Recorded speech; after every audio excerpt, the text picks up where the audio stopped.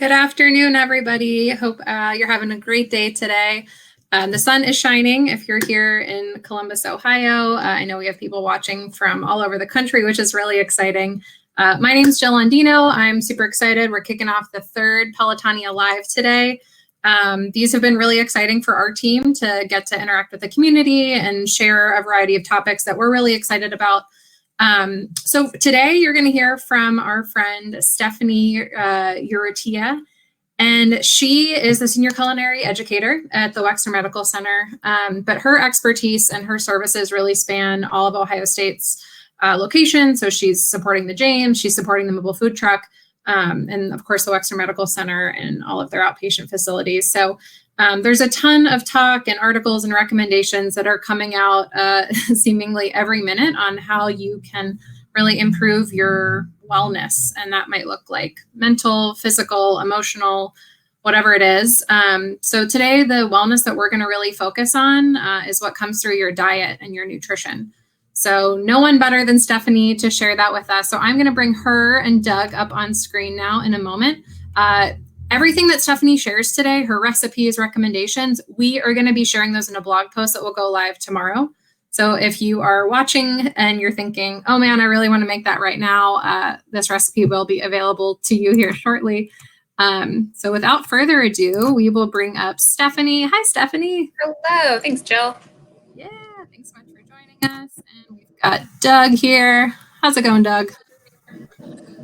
Going well. Jill, thank you for that awesome intro. And Stephanie, thank you for taking the time. This is super exciting because I think so many of us, are interested in health and wellness and nutrition and everything that you have such expertise in. And many of our viewers today may not know that they've already tried and sampled and benefited from your expertise during the ride weekend, even though they may not have known that you concocted or came up with that smoothie recipe. So let's just start with a couple questions, and then I know you're going to share some amazing tips and insights with us.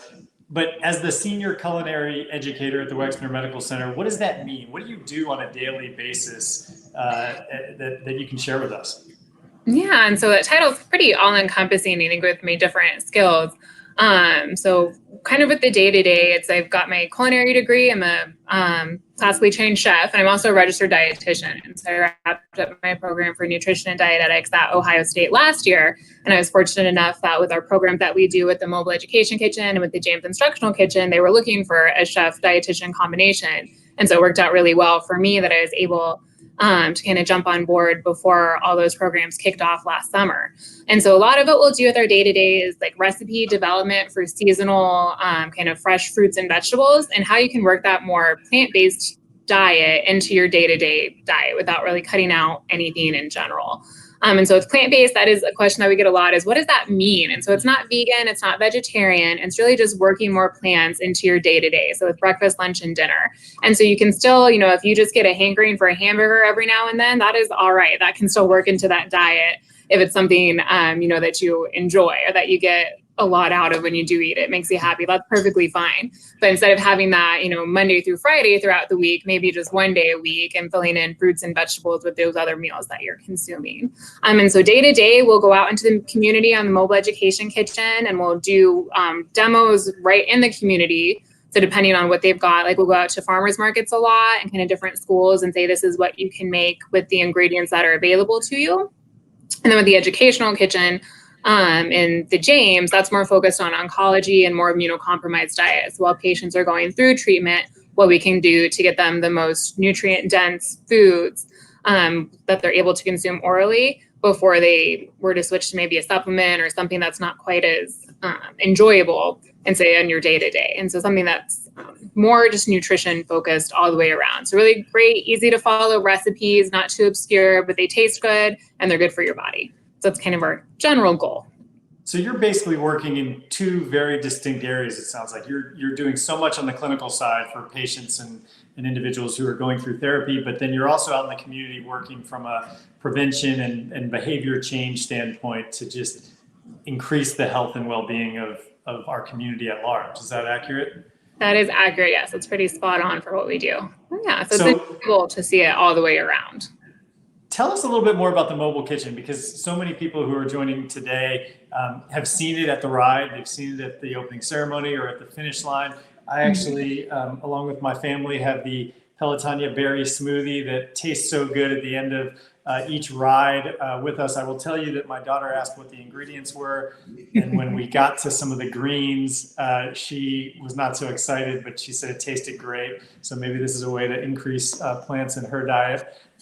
So tell us a little bit more about the mobile kitchen and how that came to be, and how often you're out and about. Yeah, so at the Mobile Education Kitchen, it's been, this will be the beginning of its third season. Whenever we're ready to kick it off, it is ready to go. And so hopefully in the coming weeks here, we'll be able to get something rolling a little different than what we usually do. But that started about 2 years ago. And the idea was to meet the community kind of where they're at. And so we come out to you. We've got these easy to follow recipes, and we're going to show you exactly how you make it. And then you get a nice sample of it, so you know what you're getting into all the way through. And so a lot of the feedback that we'll get when we do go out into the community is, I've seen butternut squash at the grocery store and I didn't know how to cut it, or I didn't know how to cook it. Or same thing with like spaghetti squash, is maybe they've seen it a bunch of times and you want to try it, but you just don't know where to start.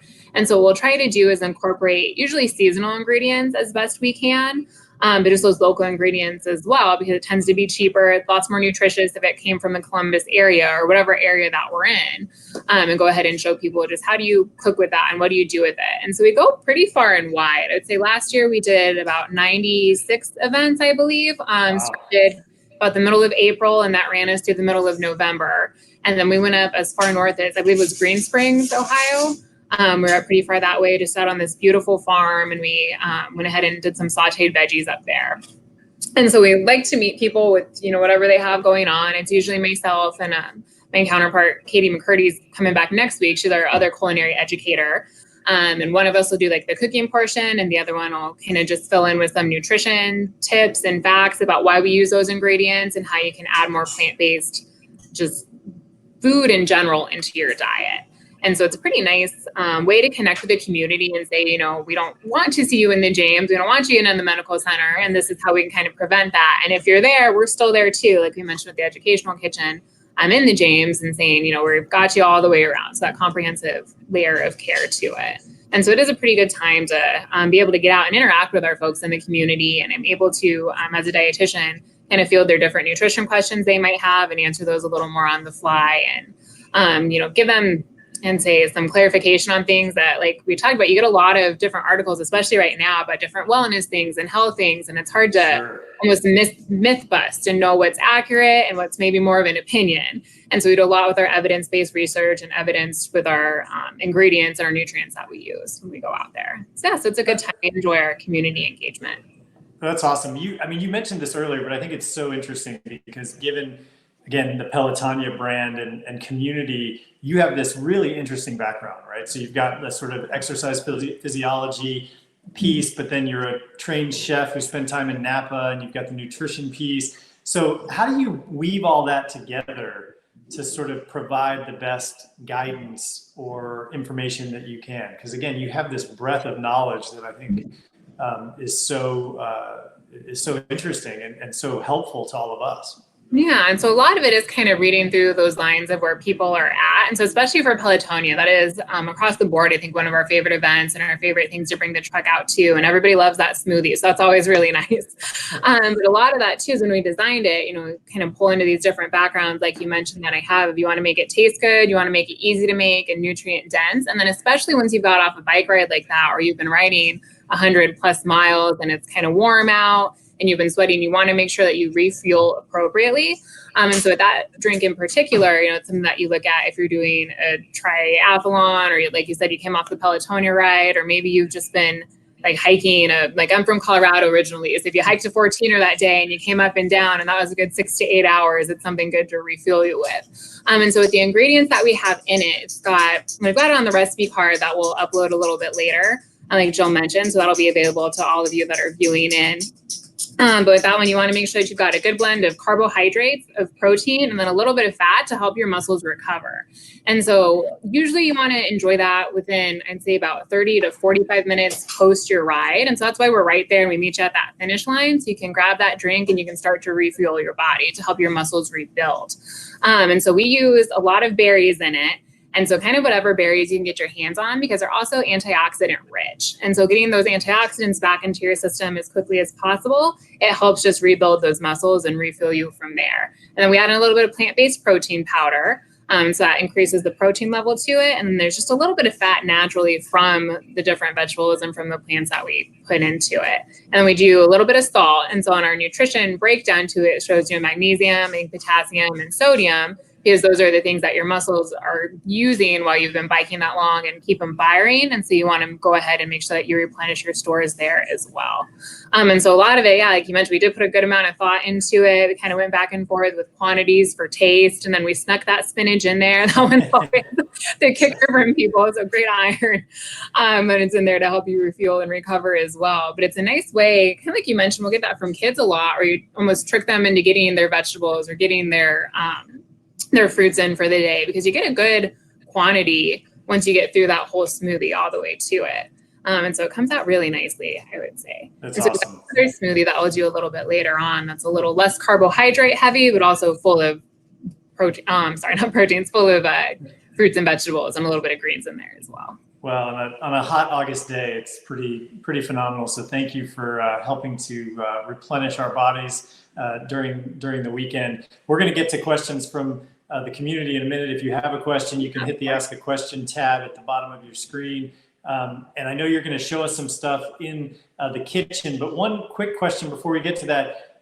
So many people are dealing with this social isolation in different ways, and social distancing. And so, what advice do you have for people just from a general wellness perspective in terms of stress reduction? Obviously now the weather's changing, so people can get outside a little bit. But I think everybody's sort of been cooped up and trying to figure out the best things to integrate into their daily routine that might benefit their overall well-being. Yeah, and so that's something that we've talked about as a dietitian team in the morning when we have our calls, as well as just how do you kind of maintain that sense of calm if you can, or kind of that anxiety reduction. And so a lot of it is through your diet, is making sure that you're still eating balanced. I remember kind of going through the grocery stores once it all started to kick up, and you see a lot of like the pantry items were missing. And so there'd be a lot of pasta that was gone and potatoes that were gone. And we'd walk through that produce section, and a lot of the produce was still there. And so I would encourage you, when you do go out, to grab salad, to grab fruits and vegetables and incorporate that into your diet. But with the recipes that we have today, we will cover some pantry items. And a lot of them are focused on more like vitamin C and vitamin D, especially right now. Like you mentioned, luckily the sun is coming out, and that vitamin D does a lot for our mental health. And we absorb most of it when we are outside. And so if you're able to get outside and go for a walk, or maybe just sit in your backyard or patio and maintain that social distancing, we kind of encourage that, get out and stretch and see what you can do. Another thing that we do is one of our dietitians will do kind of some meditation exercises. And so with that one, it's usually pretty quick. And I know there are a couple of different apps out there that you can kind of use a timer on, or a tracker. And a lot of that is shown just to help, kind of calms you down. It resets your body, as far as like just focusing in on maybe being in the moment or not really thinking about anything at all. And that one's one that I think I've seen come up a lot more recently with more research and things to it.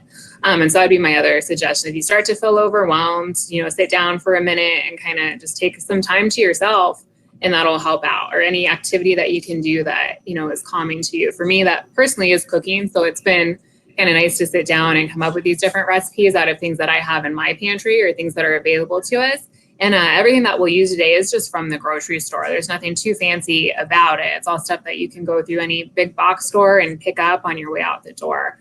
But those are, I'd say, the things that have come up to our attention more, is that kind of getting that time to go outside and stretch, enjoy the air and enjoy the sun if you can. And same thing, take a couple minutes and maybe meditate or just breathe. Just do a breathing exercise and kind of calm yourself in whatever way you need. Recenter. Yeah. That's awesome. Well, you just mentioned something I think is so important. This idea that you can get everything you need at the grocery store or a big box store. And you mentioned earlier when we were chatting that frozen fruit in some cases may actually have more nutrient or nutritional value based on it being frozen immediately when it's picked. I think some of these things are really important as we all try to find little ways to change our behavior, because as we know, behavior change is hard, and we all are looking for one or two easy things that we can do in our life. And so I think it's really helpful to have somebody with your background say, look, you can get everything you need in your neighborhood, at the grocery store, or wherever you might shop. Yeah, and so that one's a good one. That is a point we make a lot when we go out into the community with individuals is, if you buy that frozen produce, whatever it may be, fruits or vegetables, you can go ahead and usually once they've picked it, they pick it at that peak season. So there's a lot of it that is growing at that point in time. And so they'll pick everything and they'll freeze it pretty quickly. And so once they've frozen it, it maintains all of those nutrients as close to possible as once it is picked out fresh. And so once they go ahead, they freeze everything, it maintains all of that, and it goes into the freezer. You can go ahead and use it for smoothies. It's great for soups, anything that you might kind of come up with later on down the road. You're still getting that nutrient density out of it. And so that's a great way also, if maybe you did overdo it on the produce and you've got this stuff that you don't know what to do with your strawberries that are going, or with your blueberries, just go ahead and stick them in a little freezer bag and, make sure you get all the air out of it as much as you can and close it real tight and pop that in the freezer. And you can go ahead and keep using those in the coming months as you need that for whatever it may be. So it's nice to have those things available still. So I know you're going to give us some recipes in the tour, but one quick question that came in from the community. What are you doing to deal with sort of your produce given COVID-19? Are you doing anything different in terms of washing or anything once you get it from the store? Yeah, that's a great question. And so I was going over the Academy of Nutrition and Dietetics and kind of their recommendations, and that's a link I'd be happy to send out as well so they can, go to that evidence-based source of what to do with it. I would say personally, the biggest thing that I do is different is usually when I get my produce, I wash it right before I eat it or before I use it. And I just kind of move it into the refrigerator because that helps maintain the nutrient density is washing it a little bit later. Or now when I come in from the grocery store, I take everything out and I'll rinse it in a colander or I'll rinse it, I've got maybe loose apples, just rinse them in hot water and scrub them with your hands. And so take your fingers and just scrub them all around. You don't want to put soap on it. You don't need to do anything with like a fruit spray, but really just scrub it down and make sure that it doesn't have any dirt on the outside. For those of us who aren't immunocompromised, it's usually fine. Like I've got, in fact, an apple right here that has a little bit of a bruise on it. And so with this guy, what we would do if it were like you or I, Doug, we just go ahead and like chop that part out of it after we rinsed it really well. And that one's still fine to eat. For my patients in the instructional kitchen that are immunocompromised, we would tell them just go ahead and get rid of this. And so if that's something that you're worried about, or maybe you're just not feeling up to snuff, this would be something that you look at that apple, and as unfortunate as it is, if you got a compost, you can toss it in there or go ahead and just make your peace with it and move on to the one. But you want to just go ahead and scrub it down, pretty good with your hands under hot water, and then go ahead and just dry them off or let them air dry, and that fruit should be good to go.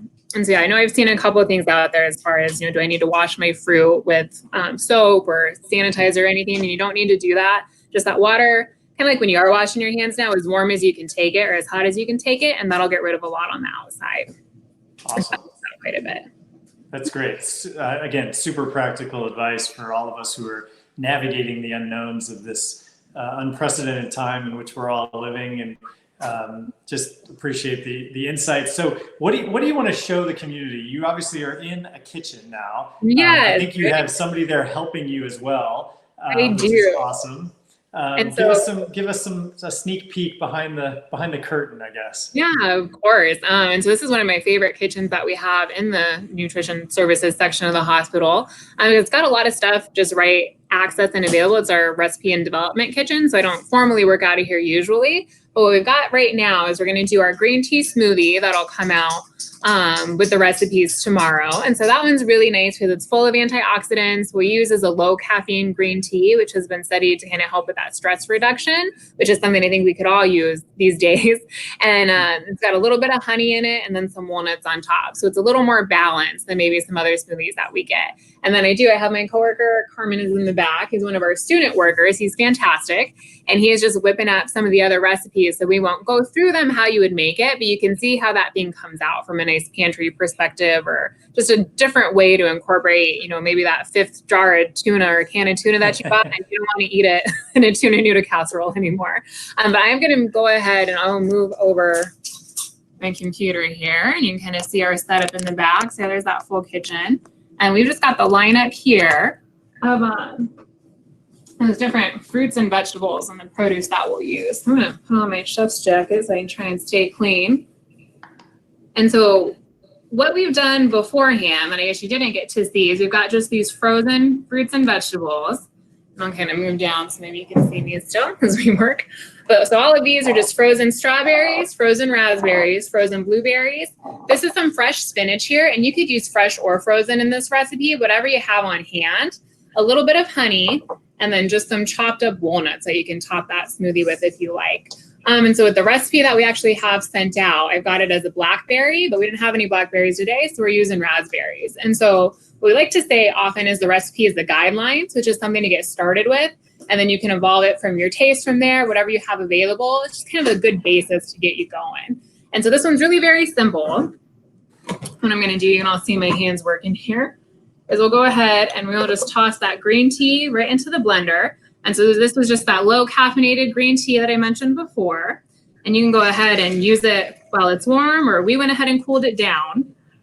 We'll toss in these frozen strawberries, some of these raspberries here, some of the blueberries. And if you do use fresh instead of frozen, it'll just be a little bit thinner consistency-wise. It won't be quite as thick of a smoothie. And here we've got the honey, and that's mostly just for taste. And so the honey you can add in as much as you like or as little as you like and adjust it to your taste.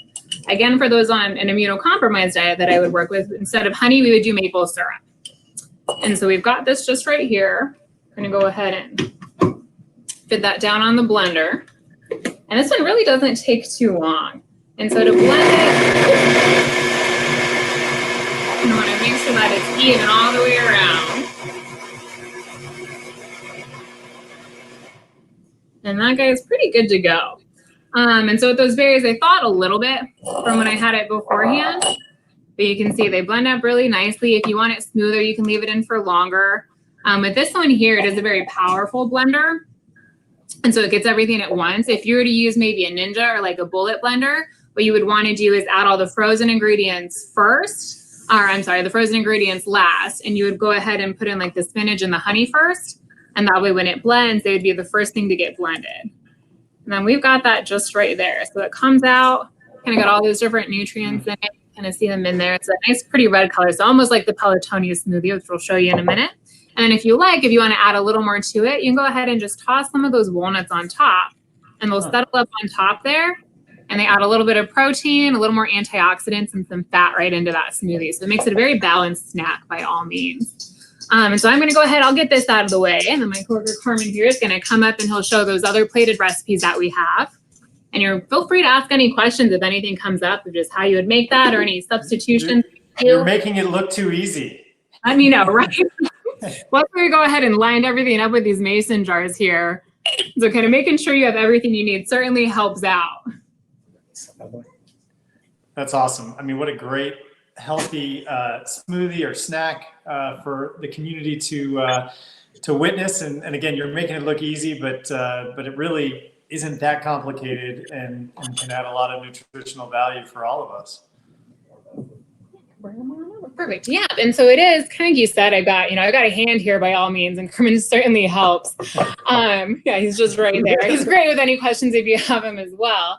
But it is really easy, just dishes to make. They're kind of these one pot meals. A lot of it is stuff that you would have on hand or in your pantry anyway.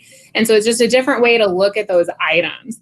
And so this first one that I'm going to bring up right here is just our pasta puttanesca. And so I think you can all see that pretty clear. I'll try to gear it up. And so with this one, what we have on the recipe is for a whole grain pasta, because that's really high in B vitamins and it's got a lot more fiber to it. So it helps keep you fuller for longer, nice in its nutritional density. But then we've just got everything else that's on there outside of even with the Parmesan cheese, it all kind of came from a pantry item. And so they were just canned up tomatoes, some Kalamata olives that we went ahead and chopped up. Also you can get those vacuum sealed or from a can or a jar. Some capers, add some nice saltiness to it. And then what we'll use is either anchovies or sardines. And so with either of them, they're very high in vitamin D, really high in their fish oil to it. And so it's good for your brain, kind of just good for your body in general. It's one of those really nutrient dense fats that you could use. Same thing with the Kalamata olives. And then you can adjust that to taste. And so Carmen and myself, I think we're big fans of garlic and red pepper flakes. So we added quite a bit of those. If you were making it at home and maybe you didn't want it quite as spicy, you can feel free to leave those right on out. And so like I mentioned, this one, pretty much everything in the pantry. If you buy it one day and you don't use it for a couple of days, that's all right. It'll sit and it'll settle and kind of turn out fine when you get to cooking it. And so that's one of the recipes on there. Another one that we have that Carmen treated beautifully for us here, if I can pick that up. So that one is our niçoise salad. And so again, really nice and fresh. What we've got is a hard-boiled egg, a little flecks there, a little bit of tuna, and then some brown rice. And so again, getting those whole grains and a little bit of tuna. So mostly plants with some of that protein in it. So whatever protein you would like to add. Tuna, I think, is the traditional way. We've got some mixed greens to add some nice color to it. Some little diced up tomatoes, some green beans. And so with the green beans, we went ahead and cooked them first. So we cooked them and then blanched them in some water. And so they've got that nice vibrant color to them, and they've got a little bit of a bite. So they're al dente. So you don't get those mushy green beans. It's still nice and fresh. And then again, the Kalamata olives have made that reappearance. And so a lot of these items too, you can repurpose with one dish and then go ahead and use it again for another. And so at that one, kind of very simple vinaigrette on it. We've got just oil, water. I think we did some mustard and a couple of different herbs. So again, whatever you have on hand, you're able to toss in right there. And so we've got that just right on this side. And so it blends together really nicely. Again, some of that nice, good, strong fat from the olive oil adds a nice flavor to it as well. And so right there, you got like a whole little meal. You've got your salad to start and then your pasta to follow. And then, of course, thank you, Carmen, the infamous Pelotonia berry drink.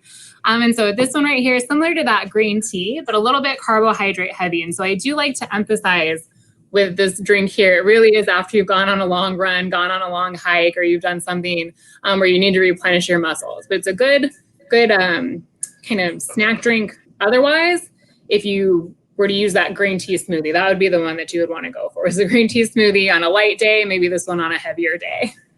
This last one that we have here is another tea. And with this one, similar to the Pelotonia tea, it's all of the ingredients in it are geared for muscle recovery. So not nearly as carbohydrate heavy. This one is a brewed green tea, so similar to the one that we used in the smoothie earlier. It's got pomegranate juice, tart cherry juice, black pepper, turmeric, and a little bit of honey just for taste. And so the turmeric, black pepper, and tart cherry juice, all of those ingredients work together to help with more of an inflammation angle to it. And so really great for muscles, kind of across the board. All of those different properties are a nice way to get those different compounds, not out of a supplement or out of like a turmeric. I know a lot of people take like a pill or a capsule from it. It's a really nice way to incorporate that into your diet, just very naturally and through your food sources. And so we've got those ones right there. So in that Pelotonia drink, that green tea. Amazing. We've got our niçoise salad and a little bit of the vinaigrette. So both of those will be up. And then our pasta puttanesca as well. And so with those guys there, it makes a really nice balanced diet. Also really nice for spring right now if you're looking for something a little bit lighter and to kind of use up those different pantry items that you've purchased. And so it's a nice way to kind of get into your kitchen and go ahead and use up what you've got and use what you have around. Let's see, do we have any questions about any of the recipes or any of the nutrients in there? So I have one question. I mean, first of all, that's spectacular. And these recipes are things that we can all make at home and sort of, as you said, use. I mean, I thought there were some interesting things there. The rice on the niçoise, I've never seen that before. You know, just different things that mix it up. One question I think I have personally, and maybe others share, is how do you deal with portion size, right? Yeah. So some of us will make a smoothie and we'll make a whole blender full of it, and then all of a sudden realize we may have just had 3 smoothies as opposed to 1. What's the best advice you might have for people around portion size? A lot of it, so like with these ones that we have right here, we also use smaller plates to it, which is a good way to kind of control that portion wise. I'd say for the smoothies that we have, I believe a portion that to be about 8 ounces. And so maybe a typical juice cup that you would have or like a coffee mug would be about 6 to 8 ounces. So kind of using something that you're familiar with. And so again, on that Academy of Nutrition and Dietetics website where they've got all of the just kind of information, it's a little more updated towards the COVID everything. They do have a couple of like rethink your plate items on there, but it'll show you a plate and the breakdown that you want to it, because we do tend to overdo it very easily kind of once you start plating up your meal, or maybe you're really hungry and you don't realize as in tune of, you know, how much you just put on your plate, and all of a sudden you've had, instead of 4 ounces of pasta, like the whole box of macaroni and cheese, which happens to the best of us. That's, exactly. Not an event for anybody in particular. But I would say with the portions to kind of use what you've got available where you know how large it is. Maybe you've got your favorite coffee cup, but you know it's about 6 to 8 ounces, and start from there to work on out. A lot of it also is like your hand size. And so if you were to kind of hold your hand like that, that's about just your hand in general, give or take 3 ounces of meat. And so it's a lot smaller than you would think from like a typical chicken breast or a typical piece of steak. And so we do have some links, and I'd be happy to send them along, Doug, that kind of show portion sizes a little more correctly and accurately. And once you get used to that, it's a great way to start to say, you know, I've got this smaller plate, and that's where you've had your first serving on. And then maybe once you go back for seconds, you're reaching more for the fruit or the vegetables or something in there that's got more nutrition density to it. That makes sense. That's super helpful. Again, all those practical tips are things that I think we all just need reminders of, because we probably learned that at some point in our lives, but you go to a restaurant, you order, and the portions are sort of enormous. And I think that breeds a sort of belief that we should be eating more. One of the questions that just came in from the community is, what is your go-to breakfast? My go-to breakfast, let's see.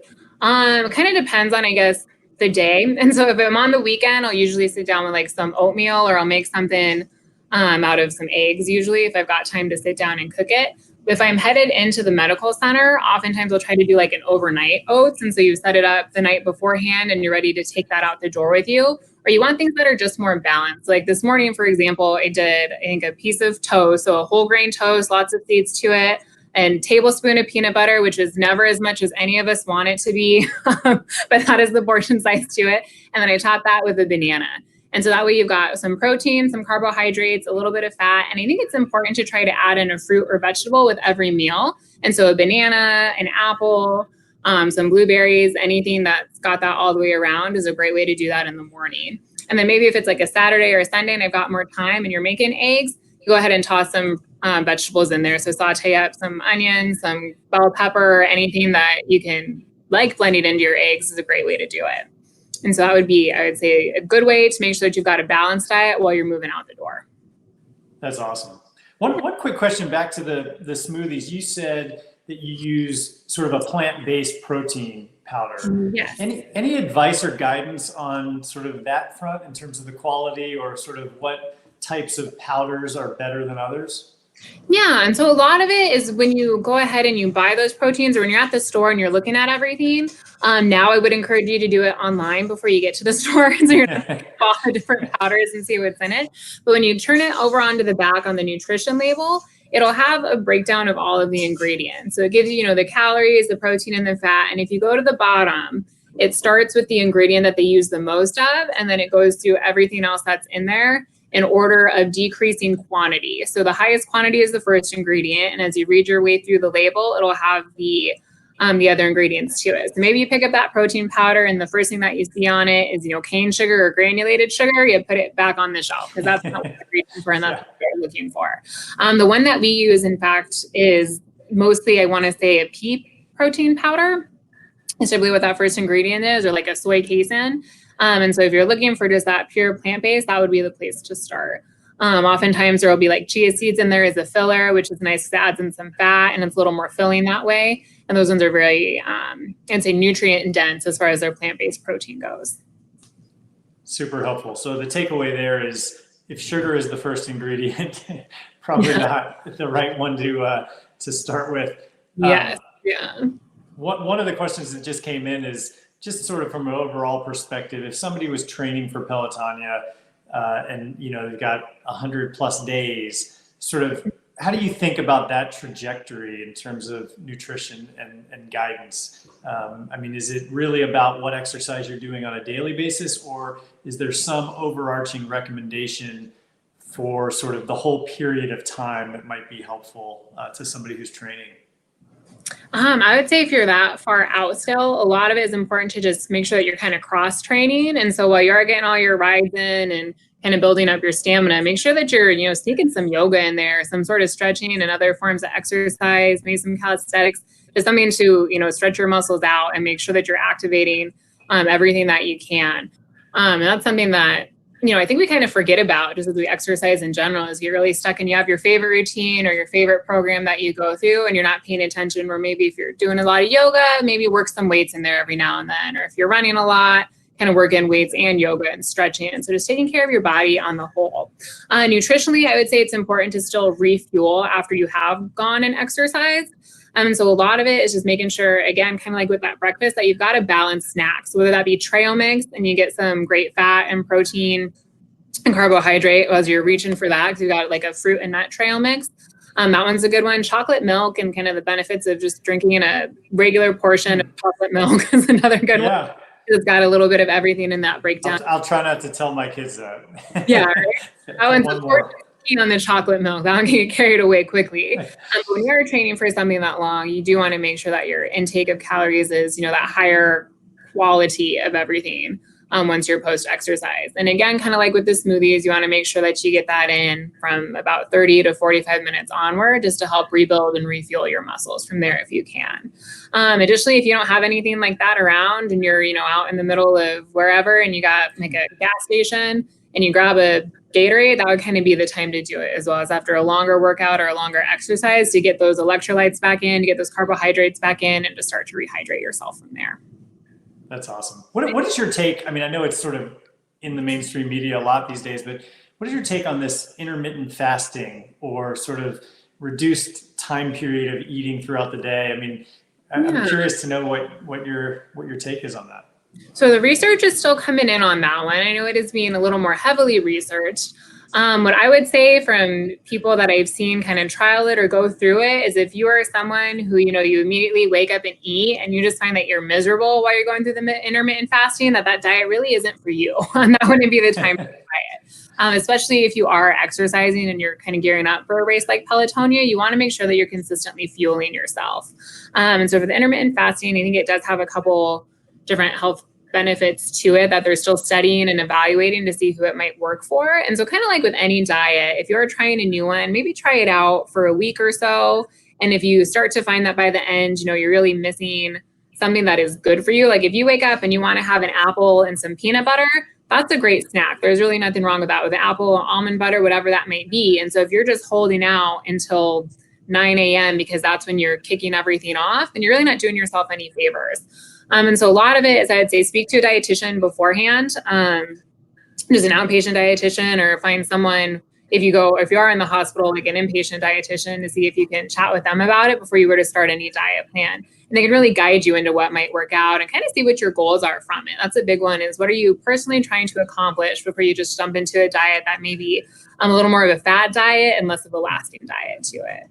Because nothing that you're doing do you want to be impermanent. Like, you're looking for more of a lifestyle change to it. So something that's accomplishable for the long term. Yeah. Well, it's interesting because, first of all, you've given us such incredible insights and guidance. And, you mentioned something earlier, you were sort of joking, but you said if you want to have a burger and it makes you feel great, then by all means you should do it. And I think in so many cases, moderation is key, and finding the little things. But one of the questions that came in, which sort of ties into that comment, is, again, as most of us are social distancing right now and working from home, it can create an urge to snack.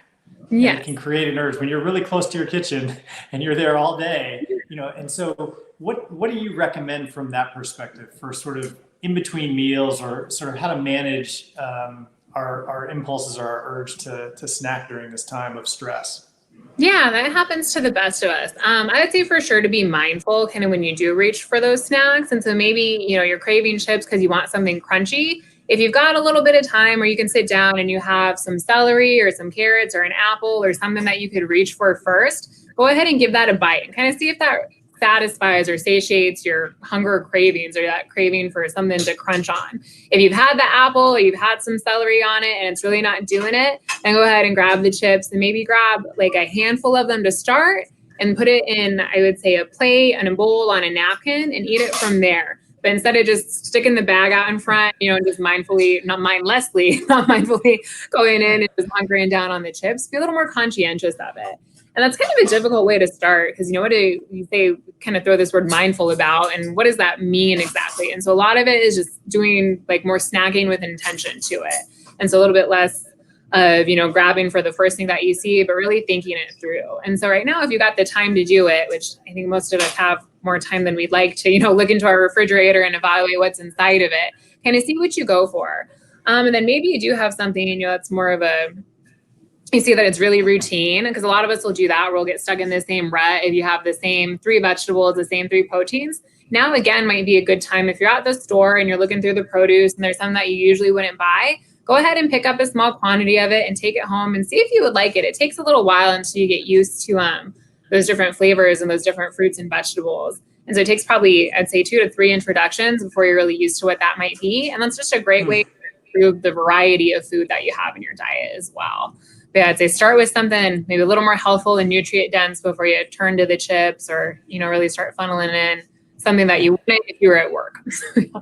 It's, again, such great advice, and this concept of needing 2 or 3 times before your body sort of really, you know, is relating to a new food or something you're trying. Is there also somebody once told me that eating more slowly, you know, is better. Does that help reduce the amount that we eat in terms of filling your stomach, or is it more of just healthy in terms of the processing of the nutrients?